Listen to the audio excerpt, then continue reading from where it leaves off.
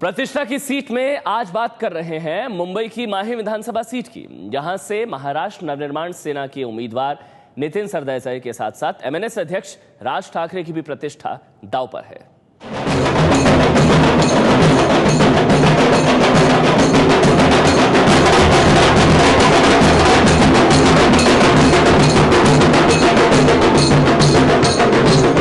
हम इस वक्त मौजूद हैं दक्षिण मध्य मुंबई के माही विधानसभा क्षेत्र में।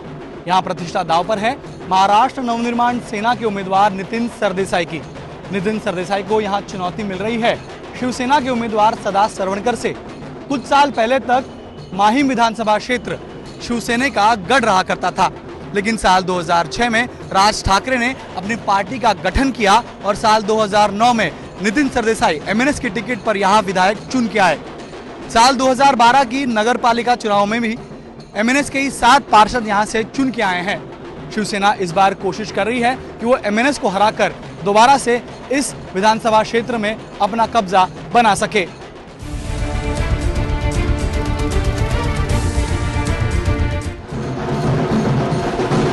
दक्षिण मुंबई के इस माहिम विधानसभा क्षेत्र में ही मराठी मानुस की संस्कृति दर्शाने वाला दादर क्षेत्र भी आता है। मराठी भाषियों की आबादी वाले इस विधानसभा क्षेत्र में न सिर्फ प्रतिष्ठा की लड़ाई है, बल्कि अस्तित्व की लड़ाई भी है।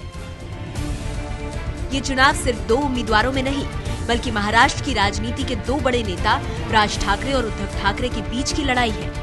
माही विधानसभा सीट शिवसेना का गढ़ माना जाता है। मरहूम बाला साहेब ठाकरे ने मराठी अस्मिता के अपने मुद्दे को मजबूत करने के लिए ही इस विधानसभा क्षेत्र में अपना दबदबा बनाए रखा।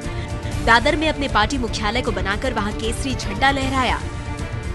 लेकिन भतीजे राज ठाकरे ने साल 2006 में अपने चाचा बाला साहब ठाकरे से बगावत की और अपनी पार्टी एमएनएस का गठन किया। राज ने भी अपने चाचा के नक्शे कदम पर चलते हुए मराठी अस्मिता का मुद्दा उठाकर अपनी पार्टी का आगाज किया। राज ठाकरे ने भी राजनीति में आने के बाद इस जगह की अहमियत को समझते हुए सबसे पहले इस विधानसभा क्षेत्र को हासिल करने की रणनीति बनाई। इसके पीछे 2 अहम वजह थी। राज ठाकरे शिवसेना से मराठी मुद्दा हाईजैक करना चाहते थे। दूसरा, राज ठाकरे खुद शिवाजी पार्क में रहते हैं, इसलिए ये क्षेत्र राज के लिए जीतना बेहद जरूरी था। राज ठाकरे ने अपने मकसद को कामयाब बनाने के लिए 2009 में अपने दोस्त और पार्टी नेता नितिन सरदेसाई को मैदान में उतारा। चुनावों में नितिन सरदेसाई की जीत हुई। ब्रिज और दादर स्टेशन के उधर बहुत फेरी वाले रहते हैं, जो लोगों को ऑफिस के लिए जाने आने और चलने के लिए बहुत तकलीफ होता है। और ये फेरी वाले भी बहुत अस्वच्छता रखते हैं रास्ते के ऊपर, और रास्ते बहुत गंदे। ये आमदार साहब ने किया तो बहुत उनका उपकार होगा।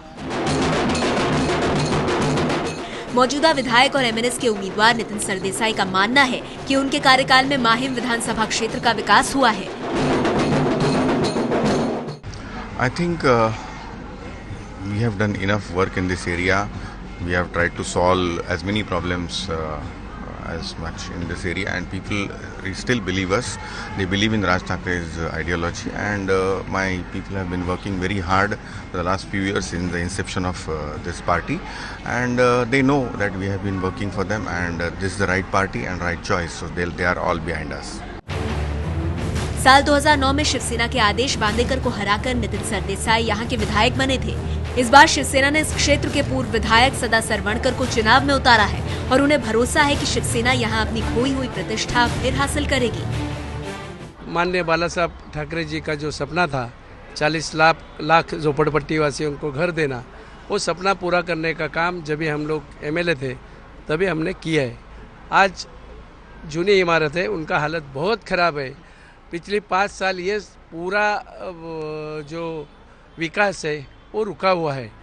ये बाला साहब की योजना है, गरीब लोग को घर देना है। अगर गरीब लोग को घर देंगे तो बाला साहब बड़े हो जाते हैं, शिवसेना बड़ी हो जाती है। एमएनएस के उम्मीदवार नितिन सरदेसाई अपनी प्रतिष्ठा बरकरार रख पाते हैं या शिवसेना अपने इस गढ़ को वापस हासिल कर पाती है, ये तो 19 अक्टूबर को साफ हो जाएगा।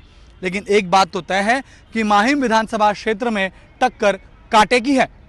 कैमरामैन गजानन बाबुकर के साथ गणेश ठाकुर, एबीपी न्यूज़, मुंबई।